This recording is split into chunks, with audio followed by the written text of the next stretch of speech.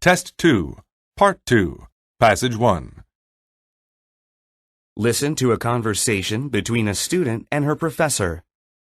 Professor Cooper, may I come in? Come in, come in. You're Diane, right? From my morning class? Yes, that's me. You have a really good memory, Professor. Thanks.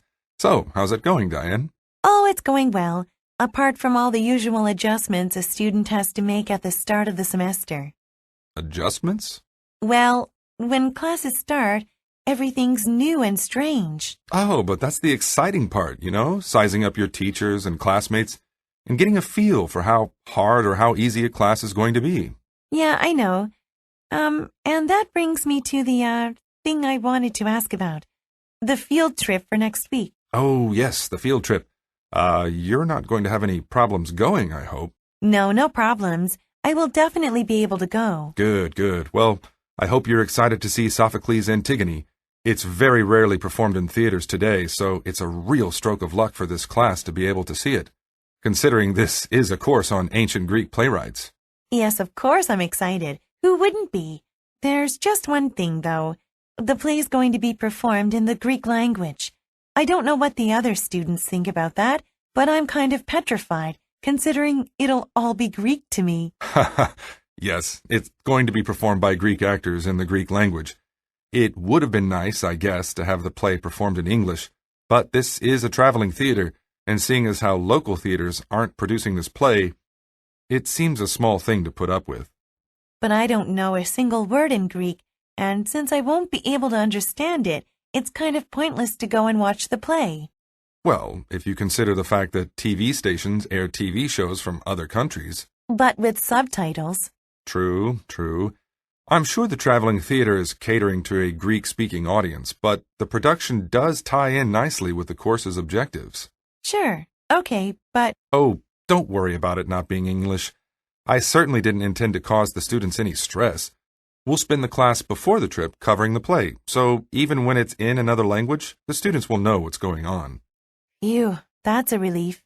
Anyhow, as I was saying about the course objectives, this play is definitely appropriate for what we'll be studying in class this semester. Okay, in what way? We're going to be discussing the differences between the plays of Sophocles, Aeschylus, and Euripides, and this play highlights an important attribute of Sophocles' plays. He elevated characterization to an art.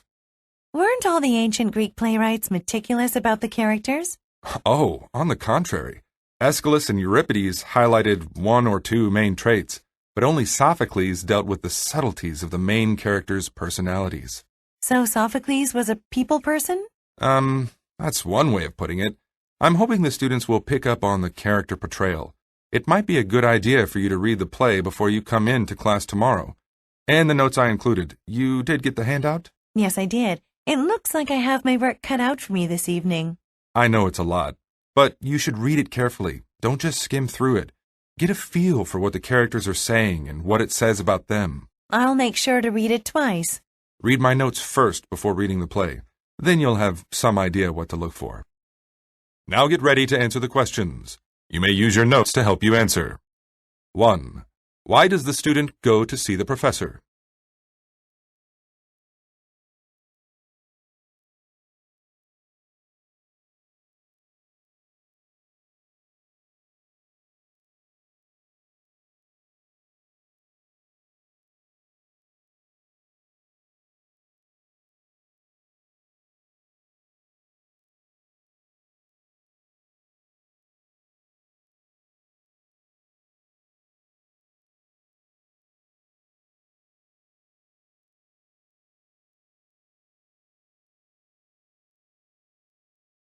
2. What does the professor say about the drama the students will attend?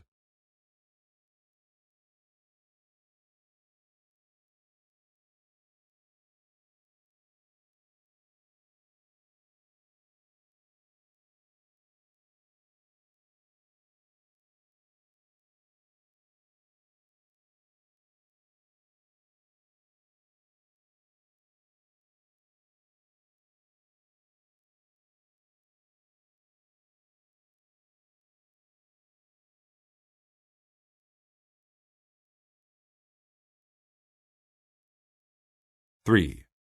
What can be inferred about the professor?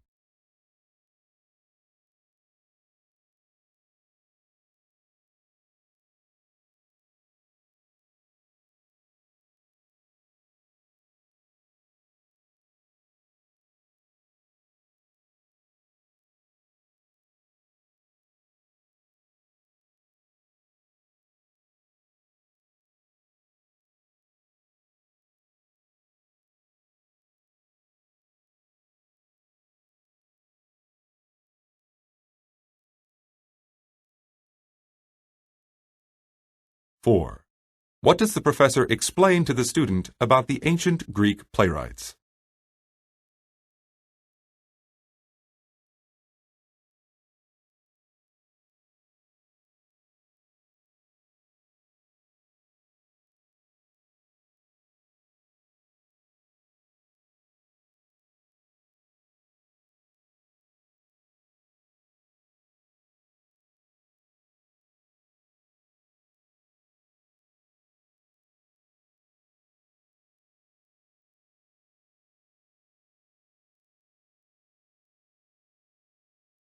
Listen again to part of the conversation, then answer the question.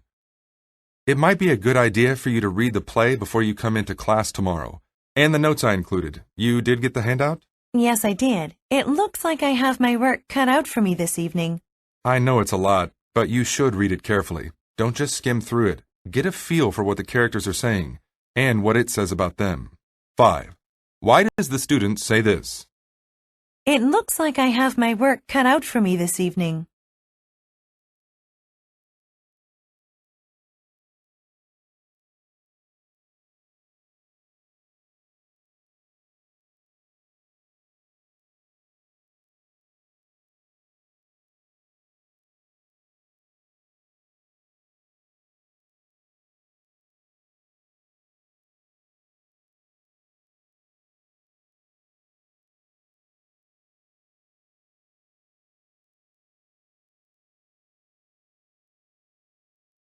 Test 2, Part 2, Passage 2. Listen to part of a lecture in a botany class.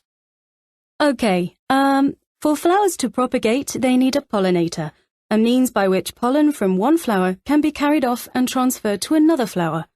Pollen is that fine-grained powder that causes an allergic reaction, usually hay fever in some people.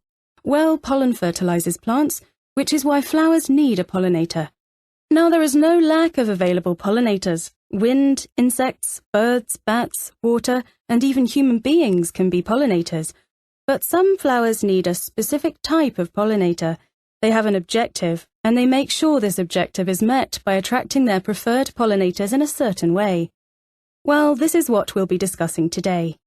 So, bees are probably the most recognized of all pollinators.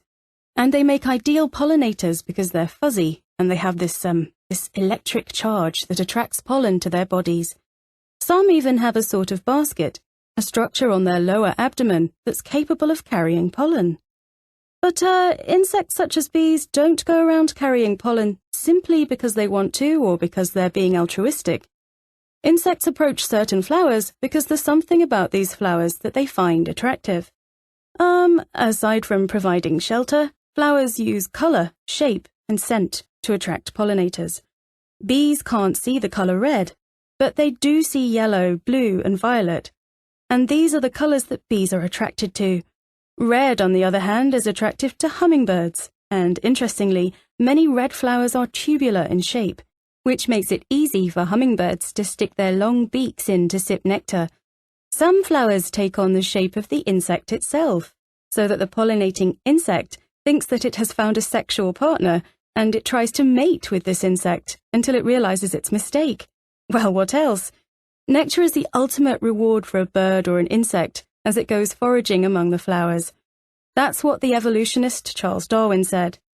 Insects pollinate, and their reward is nectar. However, there are plants that appear attractive and smell good but have no nectar, and yet insects still pollinate these plants.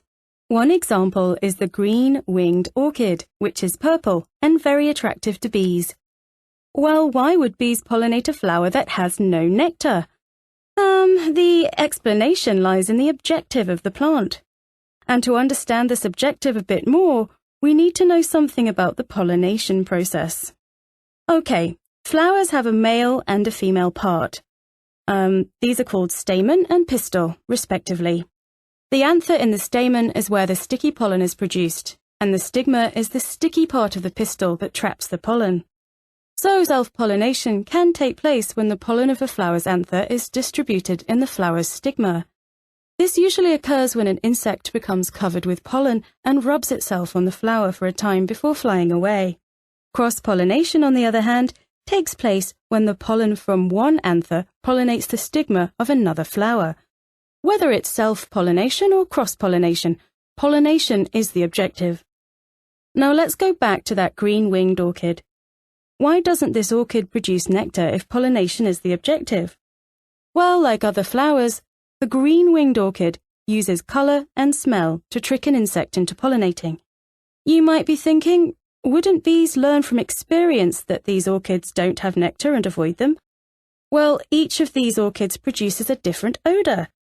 This is why bees go from orchid to orchid, believing that they're approaching flower with nectar. They have no idea it's the same type of flower. Very deceptive of the plant, isn't it? Well, here's why. A green-winged orchid deliberately attracts bees to prevent self-pollination from occurring. And it does this with its scent. See, if it had nectar, the bee would stick around and the result would be self-pollination. The pollen gets distributed onto the stigma of the orchid, right? But that's not what the orchid wants. It doesn't want self-pollination to take place. It sounds almost crazy, doesn't it? Well, what's wrong with self-pollination? Isn't it just as good as cross-pollination?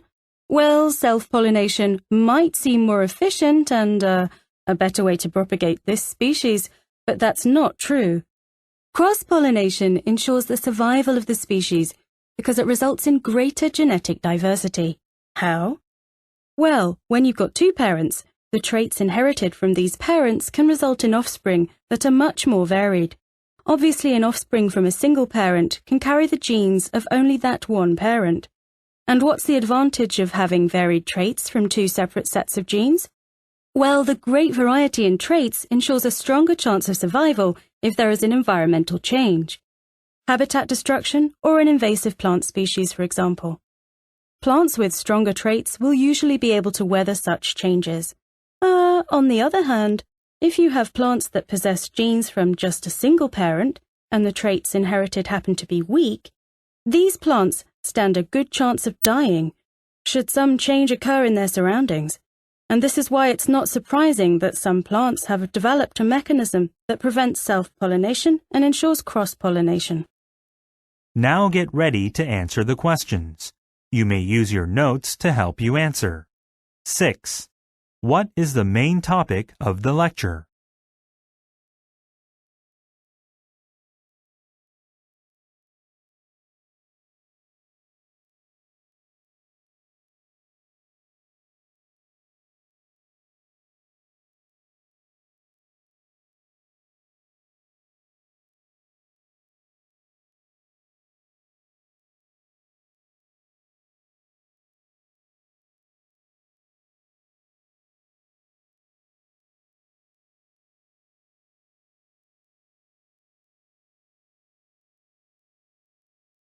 Seven. According to the lecture, what is a characteristic of bees as pollinators?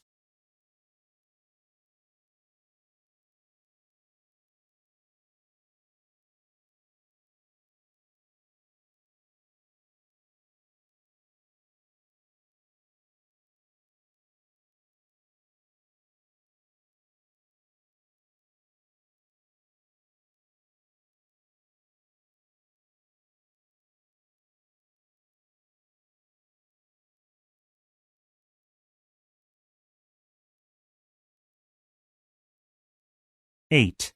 In the lecture, the professor describes the ways in which a flower attracts a pollinator.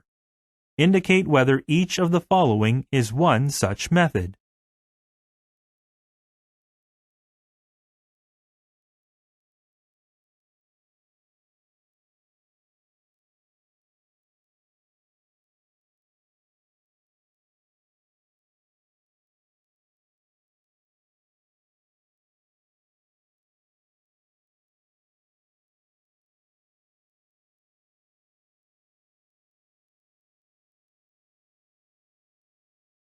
9.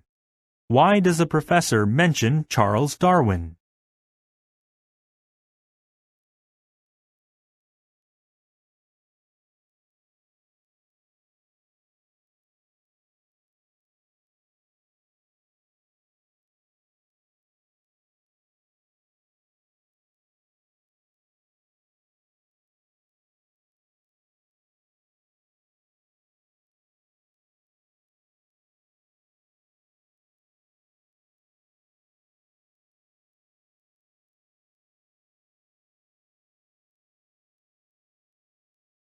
Listen again to part of the lecture. Then answer the question. See, if it had nectar, the bee would stick around and the result would be self-pollination. The pollen gets distributed onto the stigma of the orchid, right? But that's not what the orchid wants. It doesn't want self-pollination to take place. It sounds almost crazy, doesn't it? Well, what's wrong with self-pollination? 10. What does the professor mean when she says this? It sounds almost crazy, doesn't it?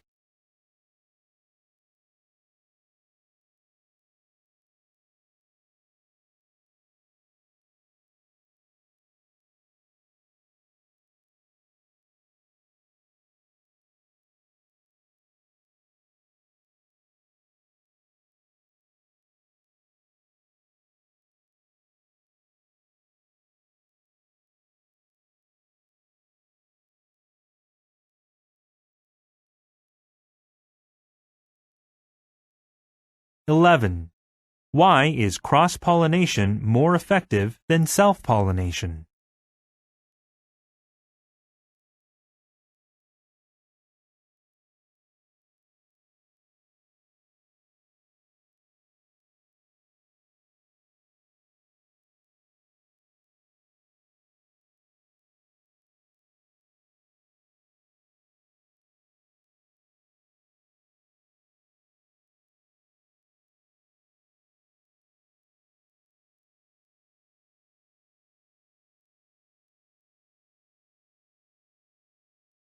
Test 2, Part 2, Passage 3. Listen to part of a talk in an art history class. Okay, I would like to continue our discussion of public monuments. We've spent a lot of time going over some of the structures used to commemorate abstract concepts. I don't really want to get into this again, but, you know, like the Arc de Triomphe in Paris or the Statue of Liberty in New York. Anyway, these types of monuments are the most famous, and they're usually the most impressive as well. I mean, just look at the Statue of Liberty. It's easily one of the most recognizable symbols in the U.S., in the world even. That being said, most public monuments are on a lesser scale. Don't get me wrong, they are still important, and are actually really inspiring in their own way. They're just designed to convey a more personal feel. This is particularly true of statues of famous people. I don't just mean private works made to appease the vanity of a wealthy individual, but, you know, pieces commissioned by a country or large group to remember, usually a person who has made important contributions to humanity. The interesting thing is often these people, and by extension their statues, take on symbolic meaning that has little to do with the real person. I mean, think about Lenin. In the old Soviet Union, every city had at least one statue of Lenin. He was basically a symbol of the state, and the statues were political symbols. This happened in the United States when it came to portraying a certain historical figure. Can you guess who I'm talking about here? Well, if you guessed George Washington, you were right. At the end of the Revolution, many viewed him as the living embodiment of the new country. So when Congress decided to erect statues in his honor, let's just say there was considerable debate about the form they should take. Today, I would like to compare the approaches of two separate artists who were commissioned for this task and the reactions of the public to their finished works. Okay, what comes to your mind when you think about George Washington? The first president, I guess. Okay, what else? The father of democracy? Also a great general. I mean, he led the American armies in the war, right? Well, these are all good. In fact, it was the need to balance all these different aspects of Washington, you know, as a symbol that caused so many problems for the artists. Now, Horatio Greenoff was one of the artists selected to create a memorial to Washington, and he was very influenced by the classical style. In particular, he was fascinated with the works of the ancient Greek sculptors, and he was part of the European neoclassical art movement. These artists tried to portray modern events or people, pretty much everything, using classical themes and styles. Anyway, after receiving the commission in 1832, along with a budget of $5,000, remember, this was a lot of money at the time, Greenoff went to work. 9 years later, he unveiled his sculpture. The public's reception was, well, let's just say mixed. The statue was definitely large and impressive, but it was a bit too impressive. Greenoff had decided to portray Washington as the Greek god Zeus. Well, look at this picture. You can see that he has an idealized physique. I mean, the body. Washington didn't have such a muscular body in real life, especially not in his middle age. The fact that his torso was bare and he was wearing only a toga and sandals was also considered scandalous. Greenoff defended his decision by claiming that the use of contemporary clothing would distract from the sense of timelessness he was trying to create. Perhaps the most serious criticism was that it somehow conveyed the idea that Washington was an emperor. It emphasized his authority and made him appear grander than a normal man. Considering that Washington was so strongly associated with democracy and the fight against a tyrannical monarch, many felt this wasn't the best way to remember him. The statue ended up being placed in a woodshed behind the Library of Congress and became somewhat of a joke among those who had seen it. Now, an earlier statue commissioned by the state of Virginia, the birthplace of Washington, received a much better reception. In fact, it has come to be viewed as the iconic representation of our first president. This time the artist was Jean-Antoine Houdon, a French artist widely held to be the best sculptor of his generation. This may be a bit of an exaggeration, but anyway, like Greenoff, Houdon received $5,000 to cover expenses, and he was even brought across the Atlantic on the personal invitation of Benjamin Franklin to take some models of George Washington at his Mount Vernon estate. Houdon also sought inspiration from the classical world, choosing to model Washington after Cincinnatus, a famous Roman general who returned to the life of a simple farmer when the war was complete. However, Houdon dressed Washington in contemporary clothes, the uniform he wore during the Revolutionary War. He also emphasized aspects of Washington's private life by including a civilian walking stick and a plowshare. These were associated with people who had large farms in the country, rather than the normal accoutrements of power. This went over very well. By focusing on human qualities of Washington, Houdon was suggesting that all Americans had the potential to do great things. In effect, the statue allowed everyone to take part in Washington's successes. As I am sure you can imagine, this fits with the American view of life. Now get ready to answer the questions. You may use your notes to help you answer. 12. What does the professor mainly discuss?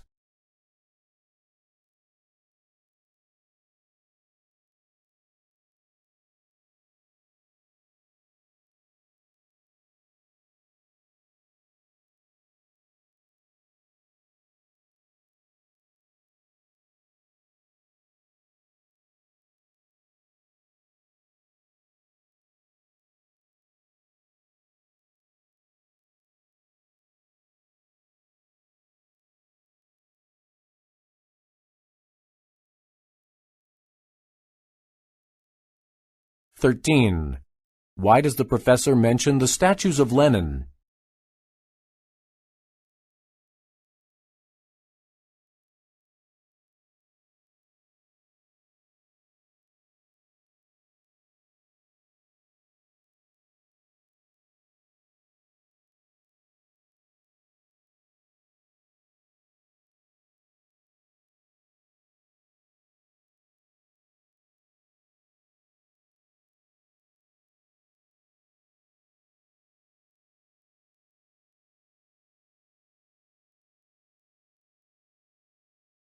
Listen again to a part of the lecture, then answer the question.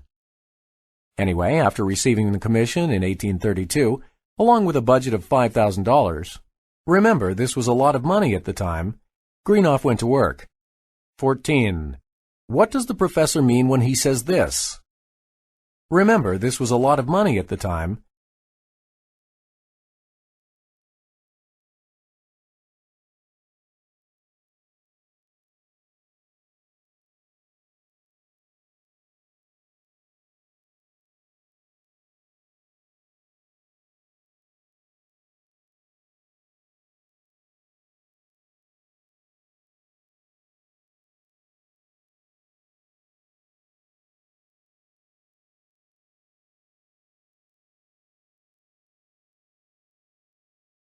"15. What are two characteristics of Greenoff's sculpture of Washington?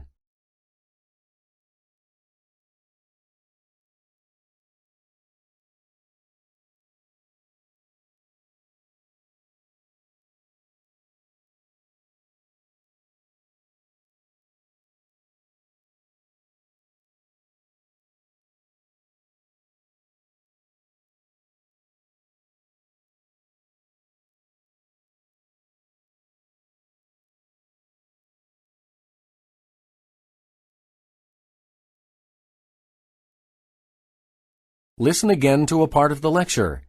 Then answer the question. Now, an earlier statue commissioned by the state of Virginia, the birthplace of Washington, received a much better reception. In fact, it has come to be viewed as the iconic representation of our first president. This time the artist was Jean-Antoine Houdon, a French artist widely held to be the best sculptor of his generation. This may be a bit of an exaggeration, but anyway. 16. Why does the professor say this? This may be a bit of an exaggeration, but anyway.